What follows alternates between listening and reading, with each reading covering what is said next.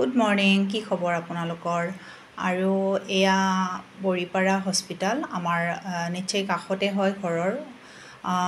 আজি মই হস্পিটাললৈকে আহিলোঁ কাৰণ এয়া মামী, মোৰ মানে মিষ্টাৰৰ মামী হয়, তো মোৰ মামী শাহুৰী হয়। তো তেওঁৰ মানে জ্বৰ হ'ল, ভালেকেইদিন হ'ল, তেওঁ ভাল পোৱা নাই। তো মই সেইদিনাখন খবৰ ল'ব ঘৰত গৈছিলোঁ পাণ্ডুত, কিন্তু তেওঁ ভালেই হোৱা নাই। সেইদিনাখনো মই কৈছিলোঁ যে ডক্টৰ তাতে যাব। তেওঁৰ 3জন ল'ৰা, 2জন ঢুকালে, সৰুজন আৰু মাজুজন ঢুকালে। সৰুজনে বিয়াই পাতা নাছিলে, কিন্তু মাজুজনে বিয়া পাতিছিলে, ছোৱালী এজনীও আছে।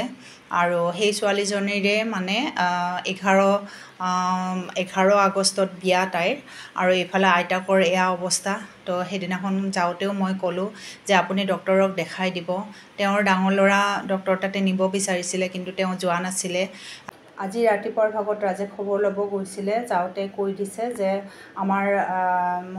মোৰ কথা কৈছে, মানে মিছেছে লৈ যাব আপোনাক হস্পিটাললৈকে, তাতে চেলাইন দি আনিব, গতিকে আপুনি অলপ সোনকালে তালৈকে আমাৰ ঘৰলৈকে ওলাই যাব। সেয়ে তেওঁ আহিছিলে।